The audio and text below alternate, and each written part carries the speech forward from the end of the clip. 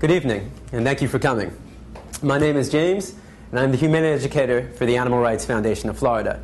Now, I'm typically giving this presentation to a high school classroom, so my audience is a little different. And same level. Same level. We'll find out. We'll find out. So I pretty much know my audience. And I can pretty much guarantee that 99% of the kids in the class are eating meat, dairy, and eggs. And there might be one or two kids who are vegetarian, but it's a very rare occasion where you'll get a kid who is vegan. When I speak to adults, it's a little different. I don't quite know my audience as well. So I want to get to know you. So here's what I want everybody to do. I want everybody to please stand up.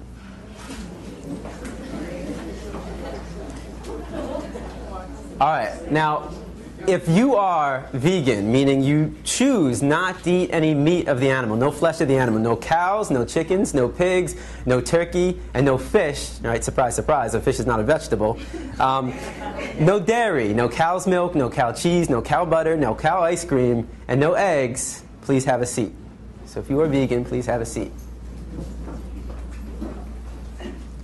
Okay. Now, for the rest of you, you'll have to remain standing for the rest of the presentation. All right, now everybody have a seat. There's another benefit of talking to high school kids, and that's they're not afraid to participate in the presentation. They'll say whatever is on their mind, whether I like it or not. But with adults, it's a little bit harder. It's like pulling teeth. Now, this presentation is designed to be interactive, meaning I want you to actually participate. I want you to engage. I mean, think about the presentation. It's like a Rorschach test. Right? I show you a picture, and you tell me what you see. All right. So the maturity level is the same as high school students. It's a mushroom, people. All right. Now, how many of you have ever seen the movie The Matrix? All right, so maybe more than half of us. All right, for those who haven't seen the movie The Matrix, there's a scene in the very beginning of the film where the main character is presented with two pills, one blue and one red, and he has to make a choice. If he chooses the blue pill, he'll fall asleep, and when he wakes up, everything will be exactly the way it's always been. If he chooses the red pill, he'll finally learn the truth. And I'm here today to give you that red pill.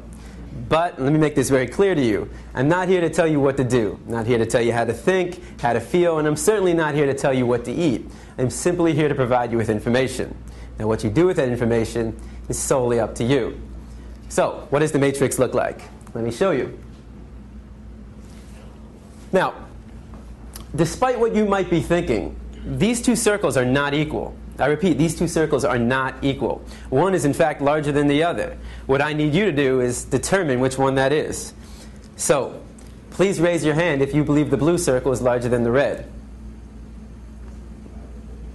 All right. Please raise your hand if you believe the red circle is larger than the blue. All right, very good. Now, before I said anything about these two circles, what was your first instinct? Equal, right? Because they look equal. And the reason why they look equal is because, in fact, they are equal. These two circles are identical. Yet I got just about every one of you to raise your hand and say that they're not. So what do we learn? That you can be manipulated like that to believe in something that goes against your natural instinct. Just imagine as a child you're taught that the blue circle is larger than the red. If you say it enough times, you convince yourself that's the truth. If you're told the lie enough times, it becomes part of your reality. And if enough people are taught that lie, that the blue circle is larger than the red, well, now it becomes part of the culture. And if that culture then passes that misinformation along to the next generation, well, now it becomes tradition. And what we have to remember is that just because we have a tradition doesn't mean it's morally acceptable. Tradition and morality are not always the same. I mean, can you think of any traditions that we once had in the United States of America that we no longer have? That today we think back and that was immoral? Slavery, right? Less than 200 years ago. And that was a tradition. So the traditions we have today doesn't necessarily mean they're morally acceptable. And as we evolve as a culture, so do our traditions. Now, the Matrix is a story. It's a story. When told enough times to enough people, it becomes part of that culture. It becomes the tradition. And this story is being told over and over every day. In fact, if you believe the image on the carton is where you're getting your milk from, you're deceiving yourself. This is a fantasy. It only exists in your head. It's a blue pill fed to you by the industry to get you to buy their product. This is the matrix, the lie we tell ourselves about where our food is coming from. The reality is far more disturbing. 90 to 95% of the milk,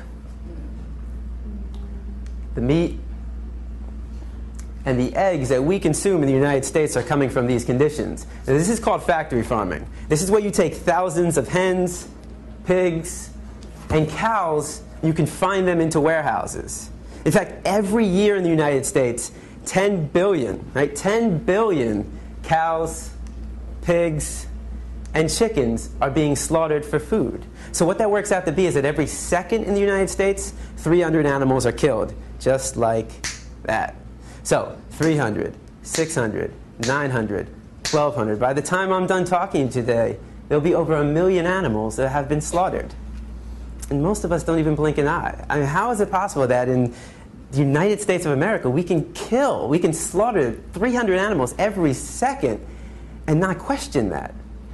Because of the story we've been told. The story justifies the action.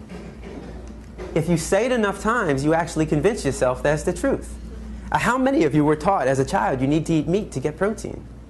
I mean, I know I was. How many of you were taught you need to drink cow's milk to get strong bones?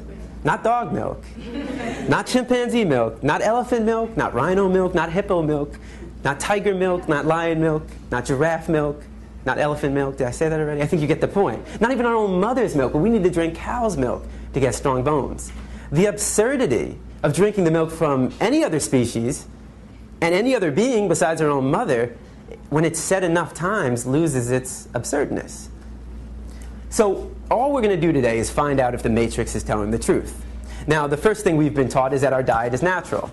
You know, we eat meat, dairy, and eggs, so therefore it must be natural. So let's find out. Now, you have two images on the wall. All right, again, remember the Rorschach test. You have two images on the wall. I want you to tell me all the thoughts that come to mind when you see the image on the left. And don't be afraid to scream out. Nobody's going to get sent to the principal. What do you see? Fresh, yum, sweet, right? If I came into the room with a basket of strawberries that looked just like that, organic, and I put him on the chair right here, now what would be your thoughts? Okay, same thoughts. What would you think if one of us got up and started chewing on the strawberries? Maybe we'd want to join in. If I come into the room with a basket of strawberries, how many of your mouth starts to salivate? Your mouth starts to water?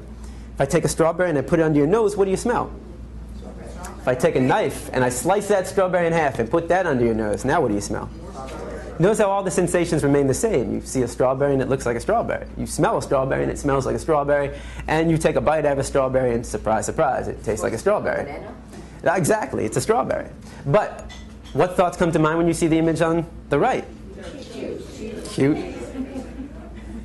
It's kind of a rigged audience. You're in a vegan restaurant.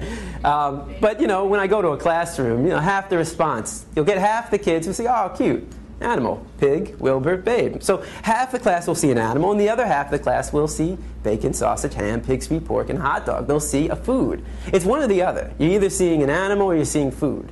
Now, what would happen if I took one of the pigs living, brought him into the room right here, and put him right in front of you? Does that change it? Now what do we see? And I mean, what would we think if one of us got up and started chewing on the pig? Not very normal. If I come into the room with a pig under my arm, how many of your mouth starts to salivate? Right? If I take a pig and I put it under your nose, what do you smell? You smell a pig. Just like if I took a dog and put it under your nose, you smell a dog. A cat, you smell a cat. If I took a knife and I sliced that pig in half and put that under your nose, now what do you smell? You smell the stench of death. You smell a rotting corpse, bacteria, decomposing flesh.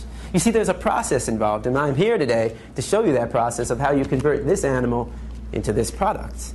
Why should it be kept a secret? Why should we not know what we're participating in and what we're putting in our body? Now, let's make the situation slightly more realistic.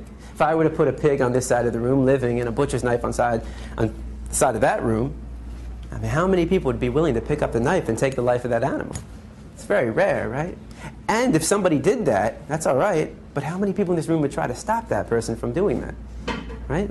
Would we try that? Of course. That's compassion. I mean, that is the greatest quality of the human race. There's no other species on this planet that has that level of compassion to extend to all living beings. But if you would stop somebody from killing a pig in front of you, and then go home and have this for breakfast, well, that's called hypocrisy.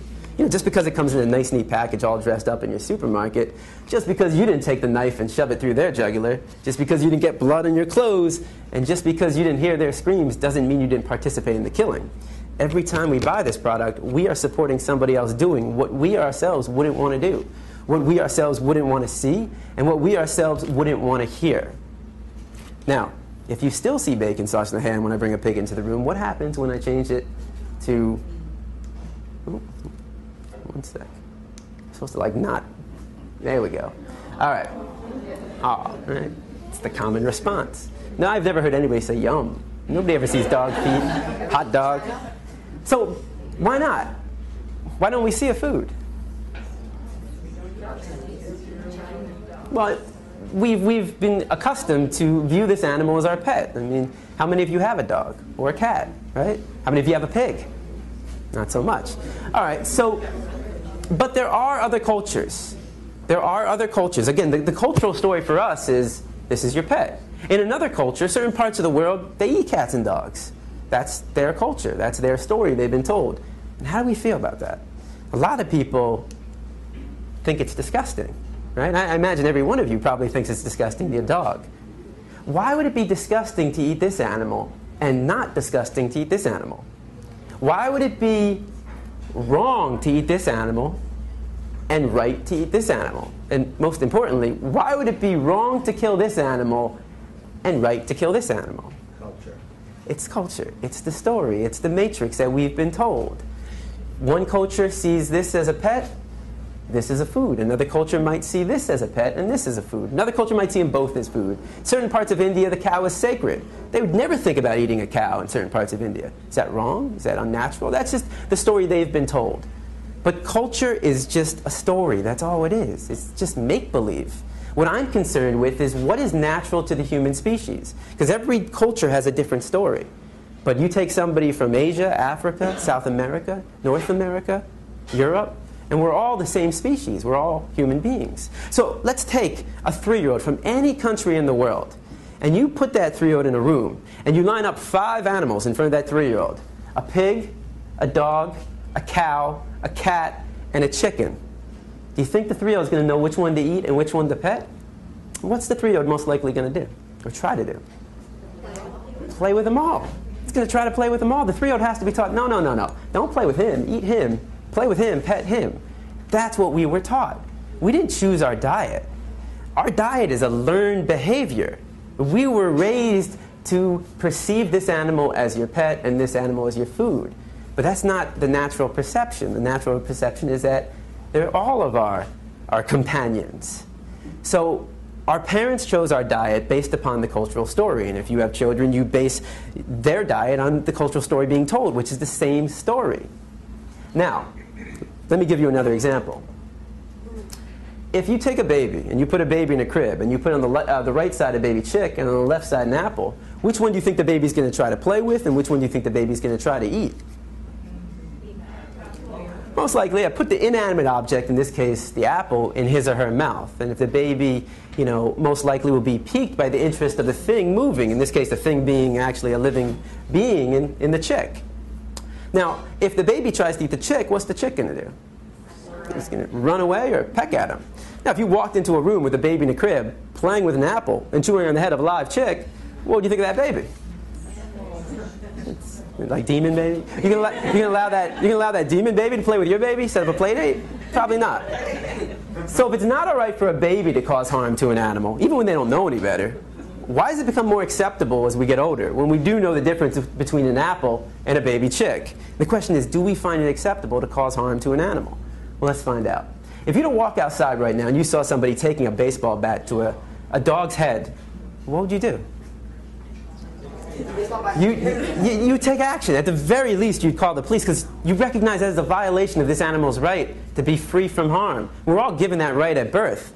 Every animal on this planet, whether it's a mammal, whether it's an amphibian, whether it's a bird, a reptile, a fish, an insect, we're all earthlings, human beings as well. We are all earthlings. And what do all earthlings have in common? 2 things. We all want to live. We all desire to live. That is what is creates the equality in all of us. We all want to live. And the second thing is we all avoid pain. Those two things make us equal. From the largest land animal on earth, the elephant, to the smallest, the insect, the ant, and everything in between, from the dog, the pig, to the human being, we all desire to live, and we all avoid pain. Now, if you were to walk outside right now and you saw somebody taking a baseball bat to a pig's head, would your emotional response not be the exact same thing? Of course. Because the question for you is, what's the difference? What's the difference between the two? Right? Is there a difference? You might think one is cuter than the other, but that says more about you than anything about these two animals. You know, a lot of kids will say, well, the nose looks different. But I say, but they both got a nose to smell. Some kids will say, well, he's got hooves and he's got paws. I say they both got feet to walk and run. Some kids say, well, his ears are going up and his ears are flappy. They both got 2 ears to hear. They both got 2 eyes to see. They both got a heart to beat and a mind to think. And the reason why we would take action for both of them is because we recognize the equality between them and not the difference. Any difference is insignificant. The similarities, though, are striking.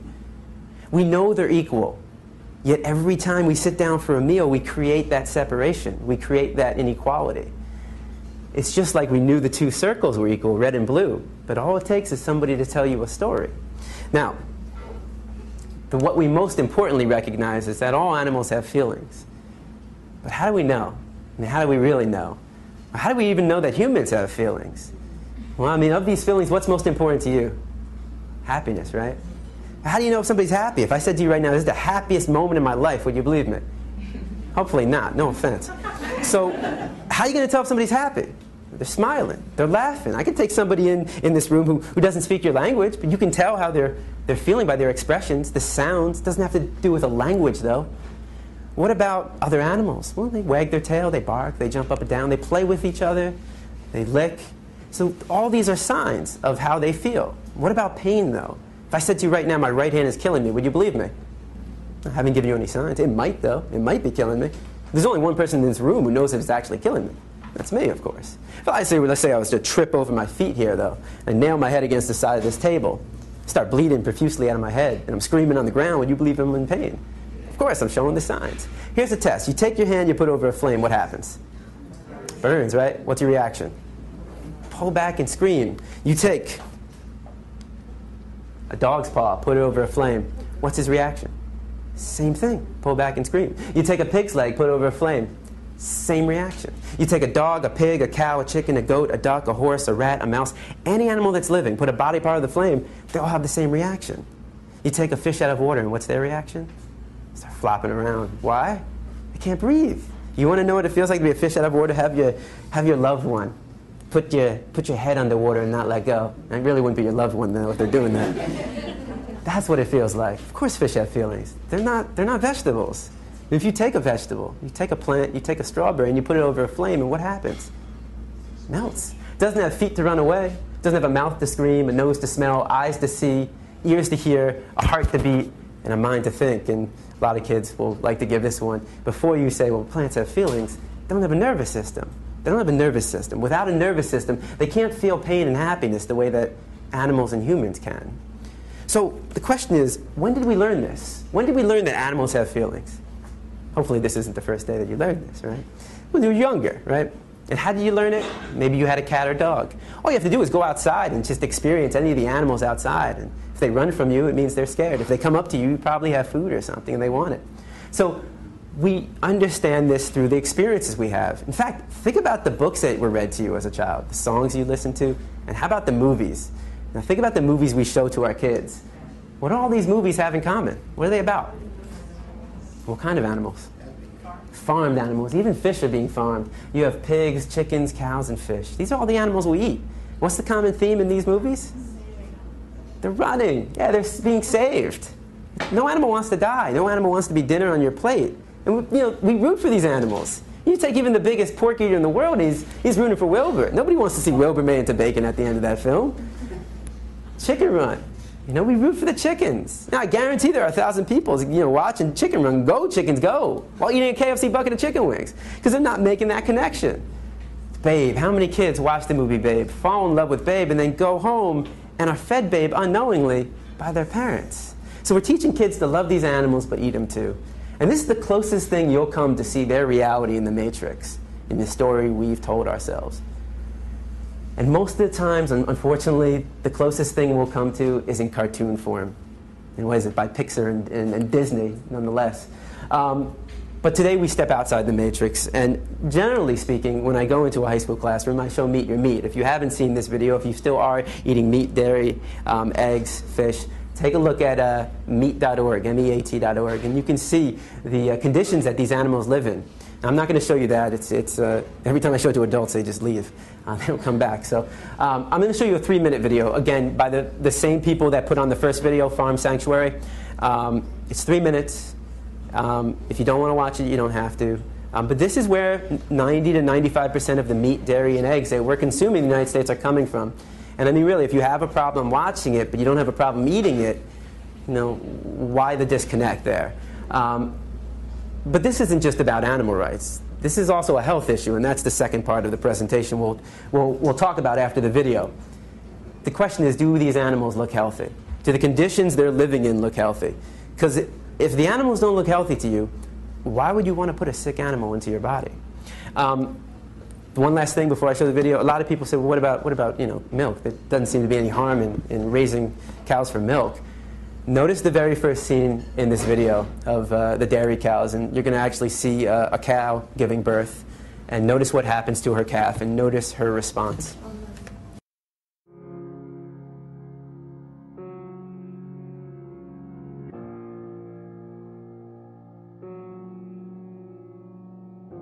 If I could talk to animals that are being confined and abused now in factory farms, I would say I'm sorry for what we're doing to you. I wish it wasn't this way, and I'm doing everything I know to stop it, and hopefully we will be able to stop it. There's not really a whole lot of good you can say. I mean, you just gotta hope that it can stop, and hope that people will recognize the harm we're causing and will choose a different way. Meat, milk, and eggs come from real animals. They don't just come from the grocery store. And these animals desire to live, and they want to be free of pain and suffering and fear. And on today's farms, these animals only know fear and pain at human hands. They never know human kindness. They never know mercy. And when people buy these products, they are unwittingly supporting that type of cruelty and that type of callousness. The workers, they have to lose part of their heart. They have to shut their eyes to certain aspects of what they're doing. Can you imagine what it would be like to cut the throats of animals for 8 hours a day? It's a bloody, violent job, and nobody should have to do it. I don't know what it means that, we can participate in such cruelty without paying attention to it, without caring about it, without wanting to do different. Citizens want to assume that animals will be treated humanely, that there are laws on the books to prevent cruelty. And people are usually surprised to learn there aren't.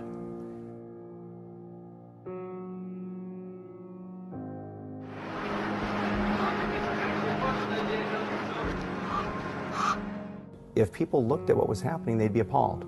Most people would not support the type of abuse that has become common on factory farms.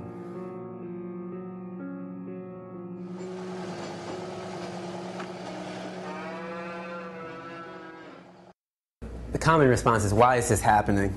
And there's a very simple explanation for why it does happen. If you were to walk outside right now, if you walk down US 1 and you walk further down, let's say you came to a restaurant that just opened up, right? They were serving cats and dogs. That was their main item on the menu. How many of you would be out there right now protesting? Guarantee, before the day would be over, you would have that place shut down, right?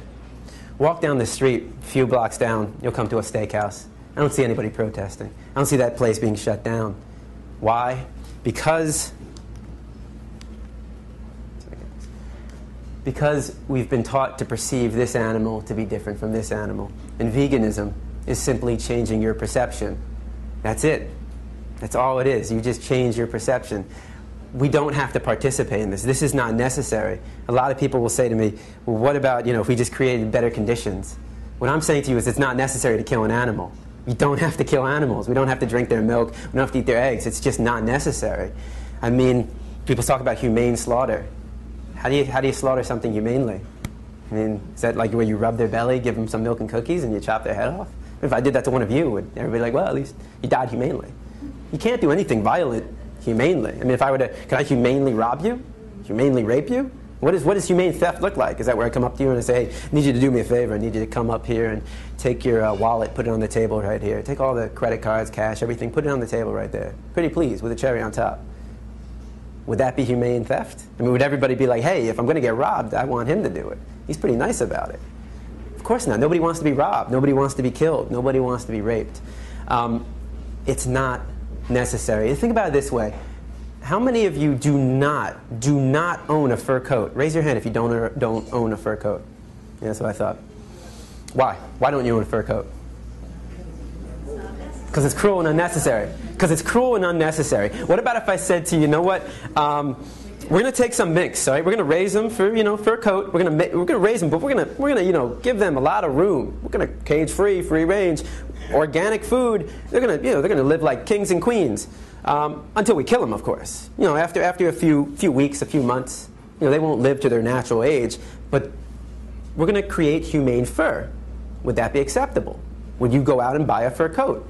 No, because it's not necessary. A fur coat is not necessary, especially here in Florida, but it's not necessary anywhere. You don't need a fur coat to survive.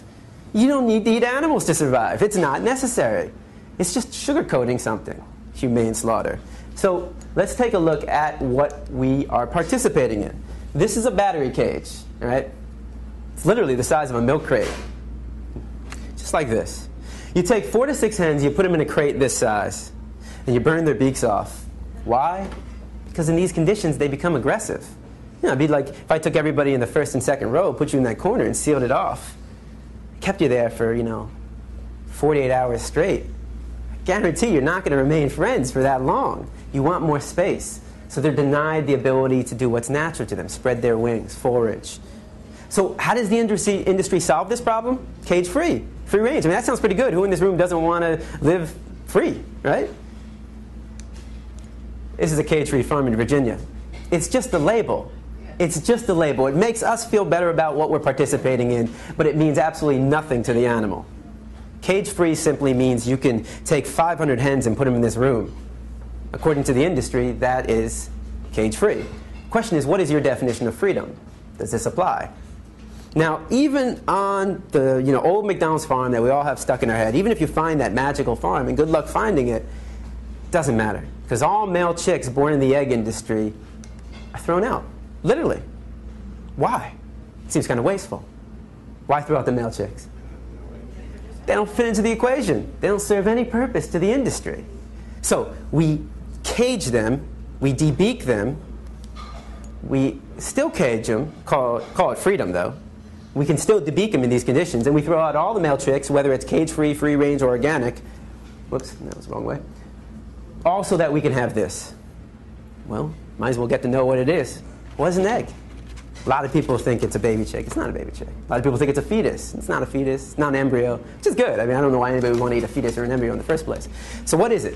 Well, it's an unfertilized egg. That doesn't sound that bad at all. All right. Well, once a month, every woman in this room, or maybe not every woman in this room, sheds, or at some point, sheds an unfertilized egg. What is that called? Period. Congratulations. You're eating a hen period. It's the menstruation cycle discharge of a hen. Now, I'm not going to eat a woman's period, just like, why should I have a hen period? There's no need to eat any period from any living being. It's disgusting, and, we should call it what it is. I mean, if we were just, when we were young, when we were kids, and, our parents said, hey, you want some scrambled hen periods for breakfast? I'll pass. It's like honey. What is honey? Yeah, it's vomit. It's regurgitated throw up. They throw up for their own cells. They take the nectar, they digest it, and they throw up. And it's for their own cells. They're not producing it for us. We call it honey because who in their right mind would want to buy a product called bee vomit? I mean, you know, you put vomit next to any product in the supermarket, and I guarantee it's not going to sell. Doesn't take a business expert to realize that. All right. What about milk? Well, even your happy cows in California are hooked up to machines. This is the way it is. All right. Now, when does a cow start producing milk? During pregnancy. She starts lactating during pregnancy, right? That's funny. I mean, I've been to a lot of schools, and I'll get even high school teachers who will say, I didn't know that. I just thought there was this magical cow that just produced milk. It's like, okay, all mammals produce milk when they're pregnant. And how does she become pregnant? Well, we like to think they get to have sex, right? At the very least, they get the pleasure of sex. But there's no sex on the farm. The farmer's not going to wait for a cow and a bull to get it on. He's not going to set the mood, light some candles, put on Barry White. It's a business. He's running a business, you know? And the business is not in the welfare of the animal. It's in producing a profit. So how do you get a cow pregnant without a bull? Artificially inseminate them. If you were to artificially inseminate a woman without her consent, what would that be called? Right. I am not saying a woman is a cow, but I am saying rape is rape. I mean, just look up the definition of rape. Exerting your power over another sexually. So what's your definition of another? Does that only apply to women? How about men? How about other beings? Well, now she's pregnant. She gives birth. What happens to her baby? All male calves born in the dairy industry, like if you were here in the beginning, the Saving Billy, all male calves born in the dairy industry are immediately taken away from their mother, chained by the neck to a crate, deprived of their mother's milk, fed an inefficient diet so that their body become anemic, so lack of iron. They will never be able to turn around, will never see the light of day. Every glass of milk supports this industry. And some people say, well, veal is the cruelest industry, or foie gras, where they shove a pipe down a duck's throat. Cruelest industry. How do you put pain in some kind of okay, well, it's pretty bad right here, but it's not so bad here. Pain is pain. Suffering is suffering. Don't categorize it. This is all suffering for these animals. Why do they do that to the male calves? Just like the male chicks, they don't fit into the equation. They don't produce the milk. If you're drinking cow's milk, the only reason is because a calf chained to a box isn't. Now, what about the female calves? They too will be taken away from the mother. Why? Why would the female calf that will grow up to be like her mother, which is a constant cycle of impregnation, birth, and milking, why would she be taken away from the mother?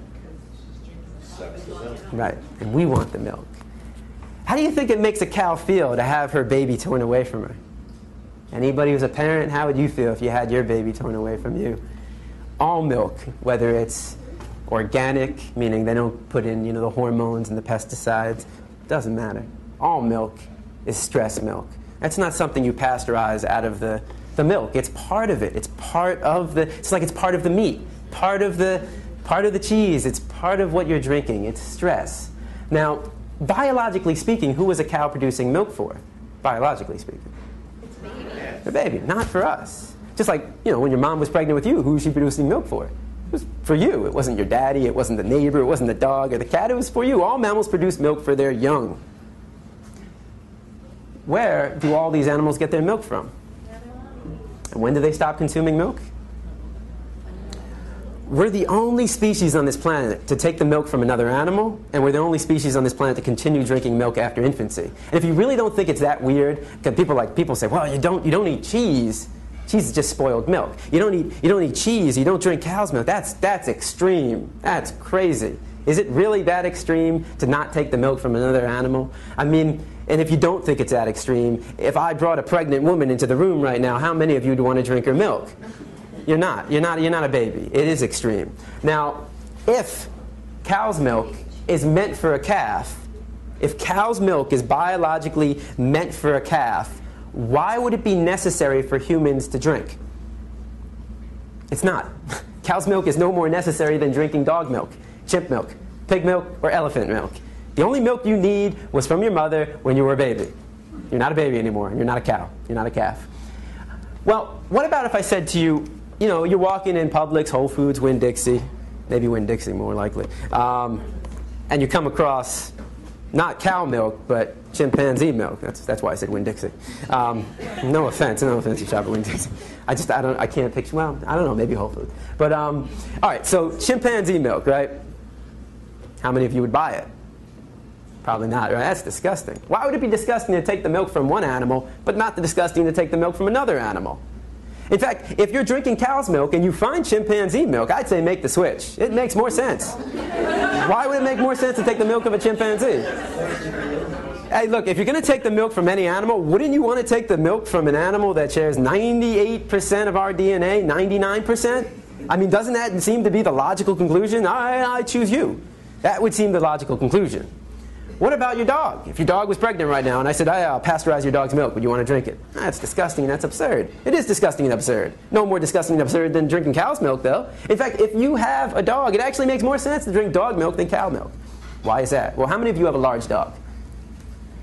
Okay. How much does your dog weigh? 110. Wow, what kind of dog? What kind of dog?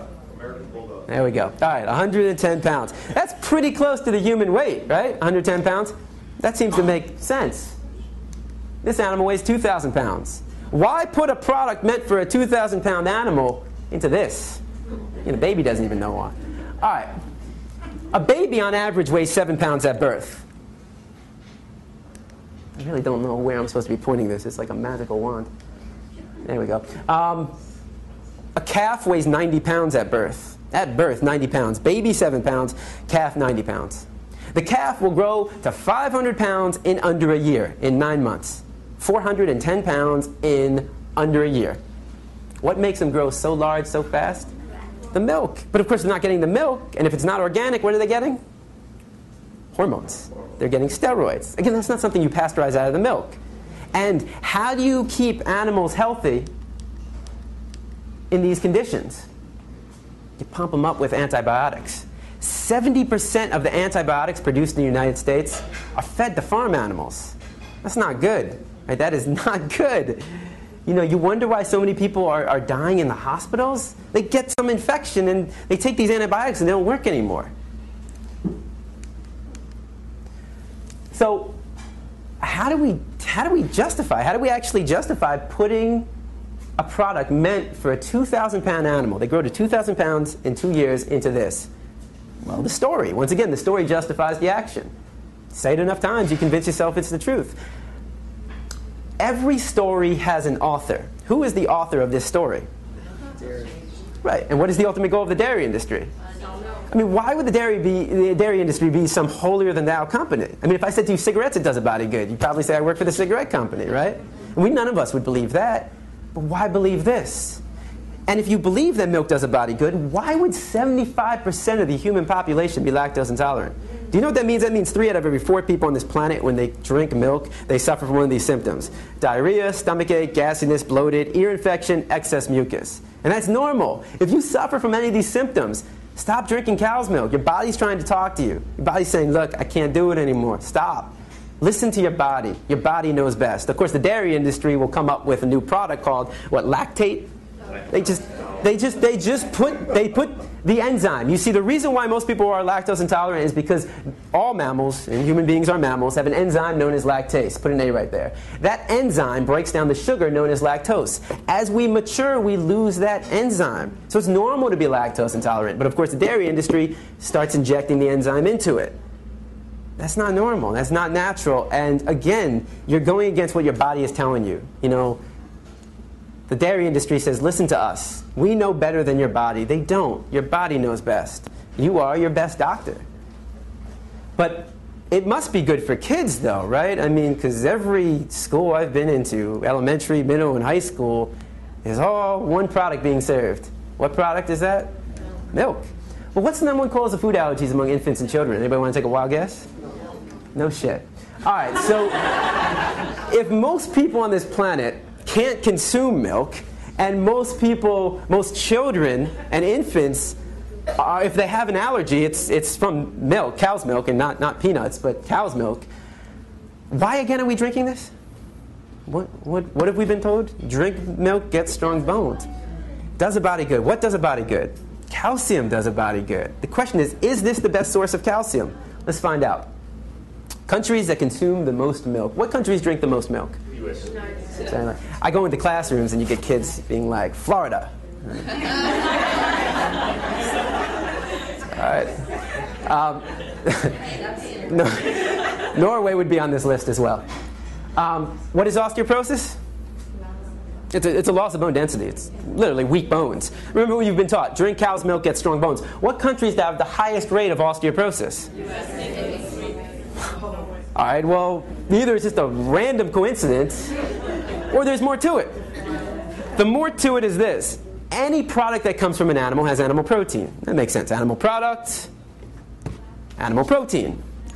Well, that animal protein, protein is the amino acids, the building blocks of protein. Those amino acids, which are good, unfortunately, though, they're high in sulfur. So you want amino acids, but the problem with animal protein is that those amino acids are high in sulfur. When you put that in your body becomes acidic.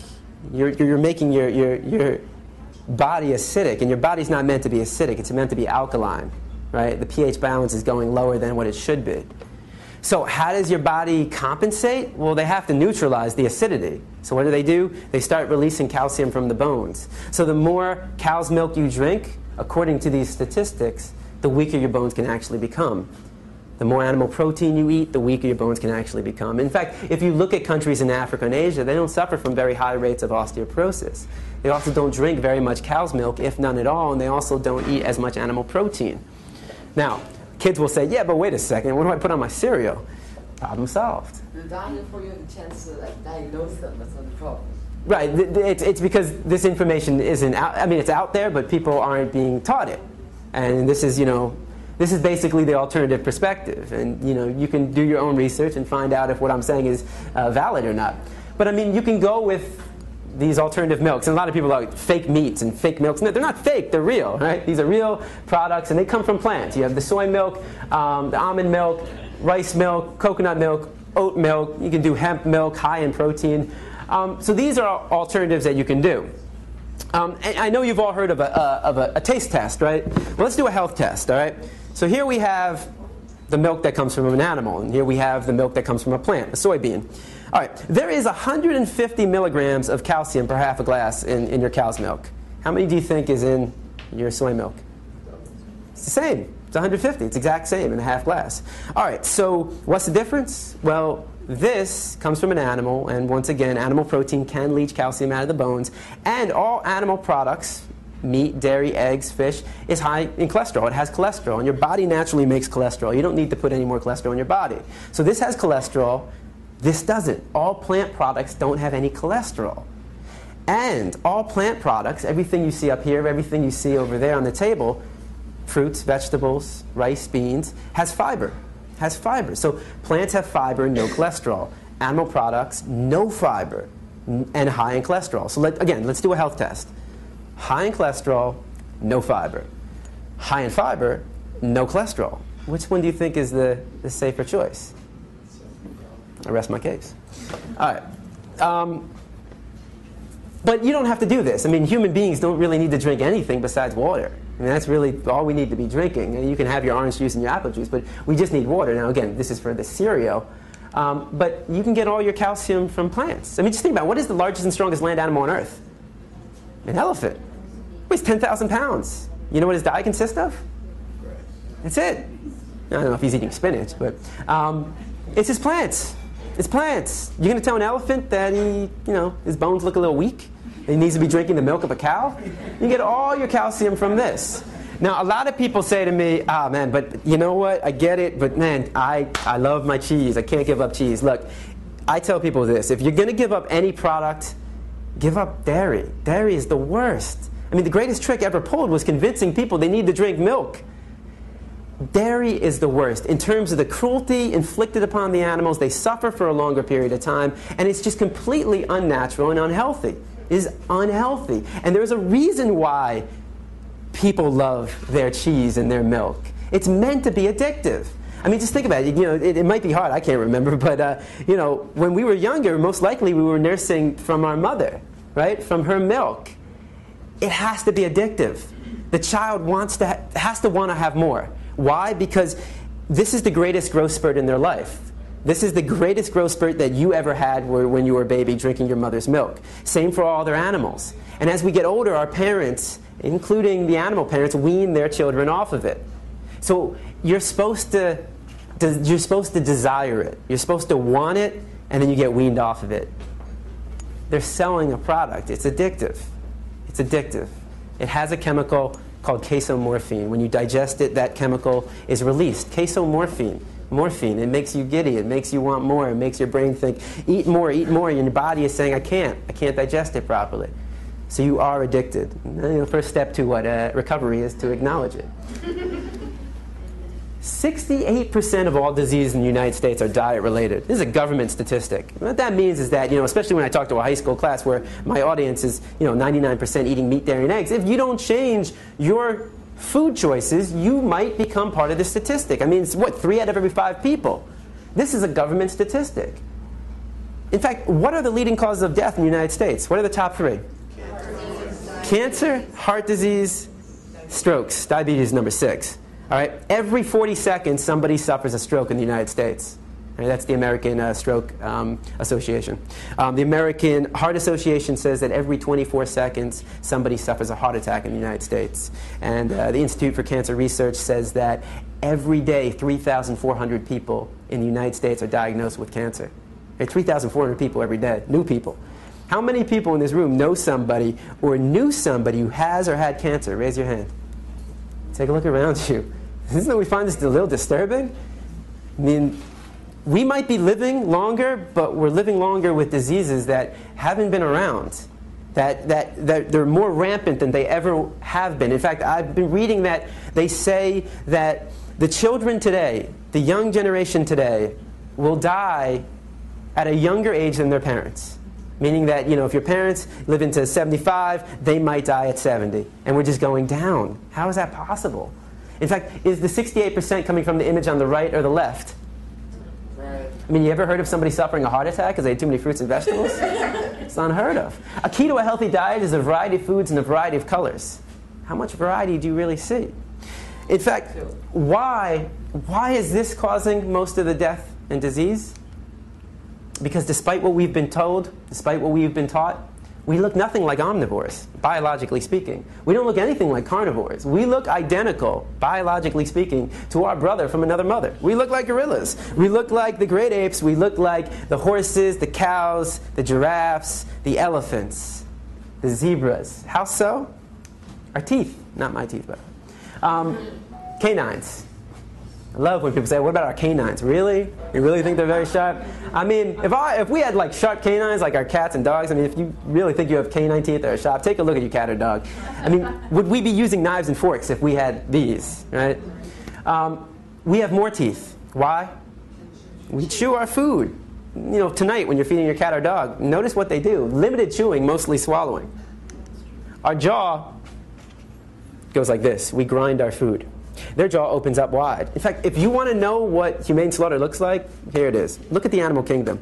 The fastest land animal is the cheetah. It goes 70 miles per hour. Now, a tiger can go about, I think it's about 35, 40 miles per hour. It's pretty quick. Then you have the deer, the antelope, the gazelle. Not as fast, right? So you have carnivores, tiger, cheetah, jaguar, and then you have the deer, antelope, and the gazelle. So herbivores, carnivores. Now, the carnivores are quicker. But what's the difference here? We got, on the right side, all right, I guess it would be your left side, the carnivores are all the track and field stars. Quick sprint, out of breath. They don't have very much endurance. On the left side, or again, the right side for you, this would be the herbivores, which don't have as much speed, but have more endurance. They are the cross-country runners. So what we like to assume, or maybe not we don't like to assume, but logic would say, okay, that the faster animal would always get his prey. But that's not the case. That's not the case because you have track and field versus cross-country.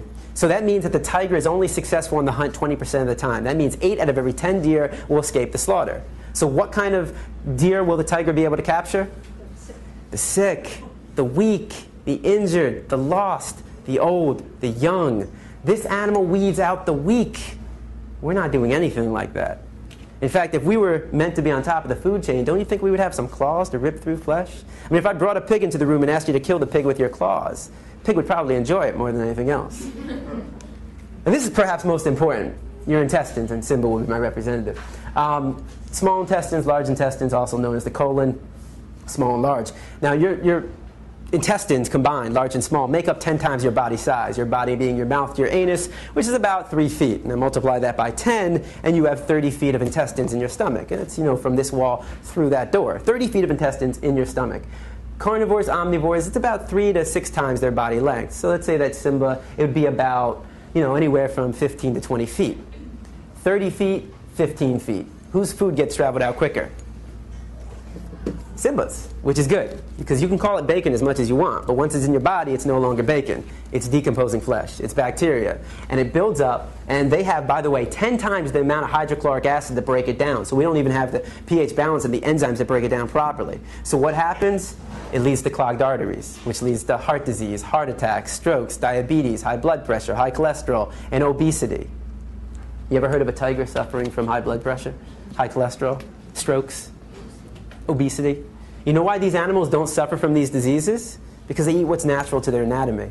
When it comes to diet, we are the dumbest species on this planet. What do these two things have in common? Mercury. In fact, there's a warning label. There's a warning label on fish. I don't know if you've ever seen it. You know what it says? Certain people shouldn't consume it, men or women. Pregnant women. All right. Hopefully it's not pregnant men. All right. Pregnant nursing women, women who may become pregnant, young children should not eat the following fish, including tuna, because nearly all fish and seafood contain some amount of mercury, chemicals known to cause cancer, birth defects, and reproductive harm. What else does the government tell women not to consume when they're pregnant? Alcohol, cigarettes, and drugs. So basically, government's saying, hey, look, if you're thinking about becoming pregnant, lay off the drugs for a little bit and stop eating fish. If it can do that much harm to a woman, why would anybody want to consume it? And I mean, do I really need to, say, at this point, do any one of us want to touch any food that comes from the sea? All you got to do is turn on the news. Open up a newspaper, and what do you see? Oil spill. Why? Why would you want to put this? I mean, here's how it works. You take a small fish in the Gulf right now, right? Very, very small fish. That small fish is inevitably going to swallow some oil. It's going to swim further out, maybe miles away from the spill, and will get eaten by a larger fish. And then that larger fish is now contaminated and will swim out even further. And that larger fish will then get eaten by even larger fish. Now that even larger fish is contaminated with oil. And then we catch that even larger fish, and then we eat it. Cooking the animal is not going to get rid of the oil. It becomes part of the meat. So why do we consume it, though? Why do we consume, this flesh of an animal? What have we been told? You need to eat meat to get protein. Protein, right? But how many grams of protein are we supposed to get? Does anybody know? 5 to 1 kilogram of body weight. Okay, in terms of grams per day? It'd be about, World Health Organization says 40 to 50, about that. 40 would be for the average female adult, 50 would be for the average male adult. But it's funny how we don't tell that to kids. I mean, I only learned this recently myself, too. I mean, going through my whole life and never really bothering to find out, and nobody ever bothered to tell me. It's like, saying, here, have the keys to my car, go, pick up some stuff for me, go get my groceries. But I didn't teach you how to drive the car. Teaching kids, you got to eat it, but not teaching them how or how much. Now, again, let me show you how easy it is to get protein, all right, especially here in the United States. All right, your standard American diet for breakfast, you got your bacon, you got your cow's milk, and you got your hen periods. All right, how many slices of bacon would you want? Now, I know you might not eat bacon now, but how many slices do you remember as a kid, maybe? Maybe 2? Okay, each slice has 5 grams, 2 times 5. All right, how many eggs would you want? 2. Each egg has 6 grams. So what do we got? 12 plus 10? 22. How many glasses of milk? 1 glass. Each glass is 8 grams. So you are at what? 30. You're not even done with breakfast. That's not including the toast with cow butter you might put on it. So you're not even done with breakfast, and you're almost at the limit. The average American does not need to worry about getting enough protein. They need to worry about getting too much protein. That's why the United States has the highest rates of obesity in the entire world. All right? I mean, people all the time say, James, wait, you don't eat meat. Where do you get your protein from? Like all of a sudden, like, holy shit, like it's all of a sudden dawned on me, like, I have been without protein for the last 8 years. Let's go to McDonald's and get a Big Mac. Like I'm about to fall down or something or pass out. Have you ever heard of somebody in the United States suffering from a lack of protein and going to the hospital? It's unheard of. It's funny, even dealing with kids, I have a kid say, I tried to go vegan for a day and I got really sick. It's like, what? It's like people say, oh, I know somebody who was vegan who was sick. Really? I know tons of meat eaters who are sick. I mean, yeah, you can be an unhealthy vegan. What I'm telling you is it doesn't matter if you're eating meat, dairy, eggs, fish, or you're eating a plant-based diet. You should know what you're putting in your body. You should know how many grams of protein you're getting. You know the amount of iron, calcium that you're getting. And by the way, people say omega-3 from fish. You can get that from the seeds, the nuts. You can get that from other things. Flax seeds is a very good example. Think about this. These are the largest and strongest land animals on Earth. And what does their diet consist of? Plants. You're in good company if you're only eating plants. And what's so ironic about this is that the largest and strongest land animals, not only do they not just eat a plant-based diet, they also live the longest. I mean, this animal can live to 70 years. They can live to about 50 to 60 years. The gorilla about 50 years in the wild. And their diet consists of nothing but plants. I mean, you're going to tell any of them they're missing out in protein? I mean, this animal has 10 times the upper body strength of the average male adult. And where is he getting all his protein from? From this. His diet consists of roots, shoots, bamboo, and banana. He's getting all his calcium, all his iron, all his vitamins, all his minerals, the amino acids from this. You get everything. Everything. Here's the new food pyramid, all right? There's two things. Your body is like a machine, okay? Think of your body as a machine. You have to put the proper fuels in it to get it to work properly. If you don't put the proper fuels, it ain't going to work. And if you put fuels that aren't as good quality as others, that will lead to heart disease, cancers, strokes, diabetes, obesity, high blood pressure, high cholesterol. It's like if you take a Porsche and you fill it up with diesel, what happens? You just screwed your car up, right? And I guarantee, what are people going to say to you when you say, hey man, I put diesel in my car today? You know what they're going to say to you? I guarantee they're going to say, what the fuck is wrong with you? No offense. When somebody puts a hamburger in their mouth, nobody's saying, what the fuck is wrong with you? Stop. Stop. All right? You get everything. All right? I know I said think of your body as a machine. Now think of your body as a house. I love analogies. Think of your body as a house, right? To build a house, you got to start with a foundation. You can't start with the roof. Here's the foundation. This is the foundation. This is where all of it starts. The fruits and vegetables. Keto, healthy diet, variety of foods, a variety of colors. You get everything from this, right? And then you build your walls with the legumes, the beans. And you got the whole grains, the wheat, the pasta, the spaghetti, the rice, the breads. And on top, your roof. You got your nuts and seeds. You can get everything from this. Everything. All your vitamins, A, B, C, vitamin D from the sun. You get all your calcium, all your iron, your omega-3, all your protein, the amino acids. Everything from this. Everything. Now, I know I'm a skinny white dude with glasses telling you get enough protein, but these guys aren't skinny. Only one of them's white. So, as you can see, these guys, their diet consists of no meat, no dairy, no eggs, no fish. There might be some variations. Tony Gonzalez, he might be eating fish. Don't hold me to it. But I know Prince Fielder, who is your 2009 home run derby king, no meat, no dairy, no eggs, no fish. Mac Danzig, who fights in The Ultimate Fighter, he's season 1 champion, UFC fighter, no meat, no dairy, no eggs, no fish. So you can still excel at your sports. You can still gain muscle mass on a plant-based diet. Again, just remember the gorilla. So what do they eat? Instead of dairy, everything a meat eater, a dairy eater, an egg eater eats, I eat as well. It just comes in plant form. No cruelty involved, no cholesterol, high in fiber. And these are all the processed food. This is the transition food. This is where you go when you go from eating meat, and you're making that switch. Instead of poultry, instead of beef, garden burger, veggie burger. Right here, what you see up here, this is one of the best items on the market. And again, not like the healthiest food in the world, but certainly better than your meat. This is called the riblets. I want you to try. If you haven't tried this, go to Publix, Whole Foods. You can get all this food at Publix and Whole Foods. And it's really amazing. If you try it out on your family, you don't tell them it's meat. I'd love to see the response they give. It really is good stuff. And remember, all meat, dairy, and egg products go through a process. All right, it doesn't just magically form. In this case, the process involves killing, cooking, pasteurization, refrigeration, freezing, and we cannot forget the all-important seasoning. I mean, I remember going to McDonald's as a child, and I didn't just get a slab of meat. That slab of meat had herbs and spices put into it, was put on a grill, cooked, and then it came to me with a bun, lettuce, tomatoes, ketchup, mustard, and onions, and a pickle. What are all those things made out of? Plants. We put condiments, spices, and herbs on the meat to make it taste better. In fact, what would meat be without plants? Just be a dead animal. Be a carcass on your plate. It would be no different from roadkill. So the word of the day is vegan. And a vegan is somebody who chooses not to eat any meat, dairy, eggs, or fish. And again, how is this extreme? How is it extreme not to be drinking the milk of any other species? How is it extreme not to be eating hen periods? How is it extreme to not be participating in a system that unnecessarily kills animals? A lot of kids say, man, even after all this, they're still like, what do I eat as a vegan? Now, all these products are vegan. There's no meat, no dairy, no eggs, but this is all crap. This is unhealthy. This is the junk food vegan. And you know, kids get all excited. All right, I'm going vegan. I eat just nothing but...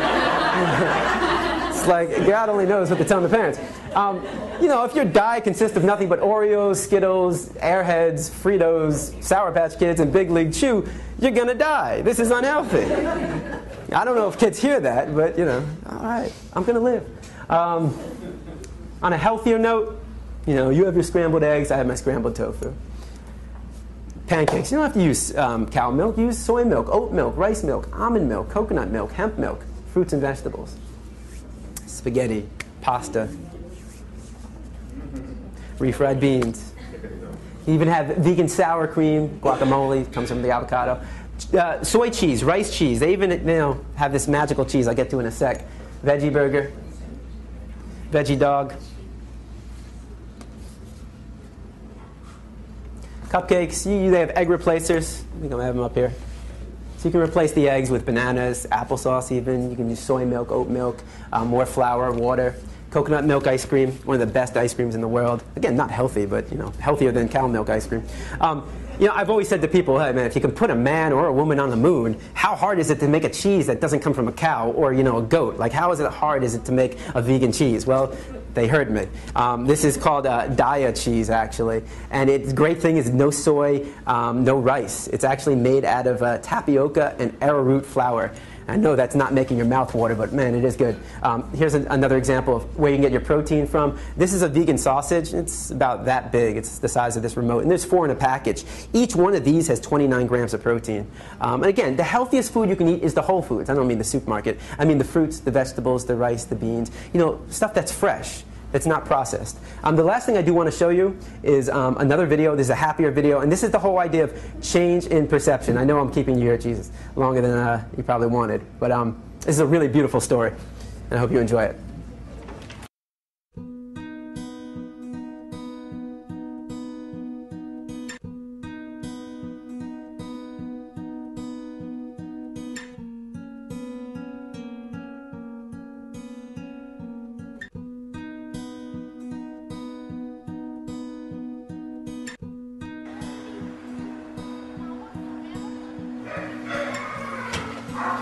Come on in. There she is, beautiful girl. She was tagged for slaughter, and that would have been her fate, but she wanted to live, and so she literally ran for her life, and now she'll live out her life at sanctuary. It's interesting how the public responds when one individual animal, you know, makes a run for her life. They end up making headlines on national news. People's hearts go out to this one individual animal. The cruelty that happens to farm animals is largely hidden, you know, behind factory farm walls, and people aren't aware of it. When you look in her eyes, you know, everyone wants the best for her once they get to know her. And when people are able to identify with an individual and look her in the eye and see that she's a living, feeling being who has a will to live, then people care. I've been working here with animal care and control for almost 9 years. This morning was really astonishing to me. All of a sudden, it dawned on me, this sweet, innocent cow running away from being slaughtered. And I never even thought about it before, that something is actually being slaughtered and it's my ground beef and it's my dog on steak and stuff like that, and we've been eating this for years. I never pictured that face on that, and it hurt. I can't do that. I can't. So now we're gonna work on not eating me and my entire family, because I'm realizing that this is a life that was saved today. And with my family, we'll be saving a couple more. Thank you. She looks like she's about a year old. Absolutely beautiful Hereford. And those, unfortunately, are cows that they use for meat. She's most likely at a live market. And because they have a very strong will to live, like any living creature, she got loose. She had a will to live, and she did it. Hello. And where she's going now, she's going to have like cows of her own breed even. She's going to be so happy. When the trailer arrives, the cows in the herd will moo. Yeah, they will move moo. in a big line. Everybody lines up. They will start mooing to her, to comfort her and to tell her that they're there. And she will moo back. Any animal, any creature has a strong will to live. She's an ambassador for all animals who are still suffering in slaughterhouses and on farms and who don't have such a lucky outcome. People love a happy ending, and it's happy.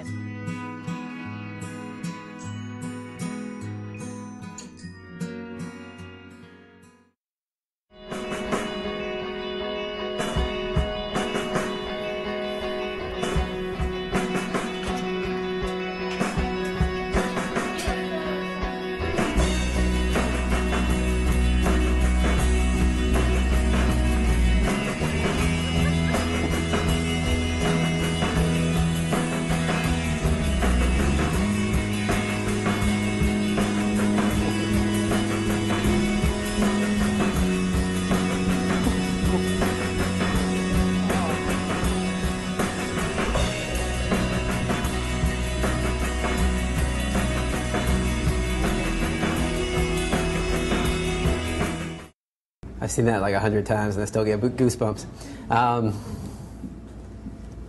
It's simple, you know. It's unnecessary. It doesn't have to be this way. You change your perception, you change the story. That's all it is. It's just the changing of the story. And you know, we can't wait for other people to do it. We have to do it ourselves. Every animal wants to live. Every animal wants to live, and no animal wants to experience pain. If you guys want more information, you can always email me at james@arff.org. You can visit our website for all of this information, arff.org. We're giving these presentations throughout the year. This is obviously every last Sunday of the month. I give these presentations here at Sublime, 5:30 to 6:30. I know we're gone over. But also, we go to juvenile detention centers, we go to high schools. We do many different presentations on different subjects as well. Right now I'm spending most of my time in camps. It's been very nice not to have to say, if you can hear my voice, clap once. Don't put that in your mouth or your ear.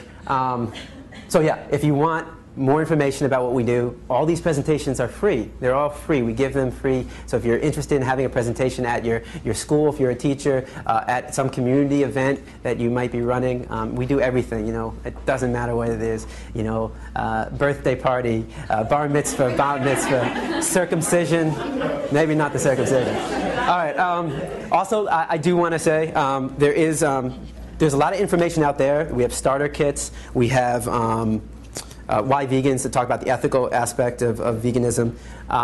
There's also, again, more information on the Animal Rights Foundation. This is a card. This has a list of all the veg-friendly restaurants in South Florida, Miami-Dade, Broward, and Palm Beach counties. Definitely take one of these. It's all out there on the table. This is my card as well. If you have any questions, you can come see me. If you did not print out the email, if you were on the Sublime list and you want $10 off tonight, it's only for the table. So yeah, I apologize for that, but it's for the table. So not everybody at the table gets it. It's just, or maybe no, you know what? I'm wrong. I'm totally wrong. It's for two. So it's if you have a group of 4 people, you get 2 of these. And thank you guys for listening. I hope you enjoyed it.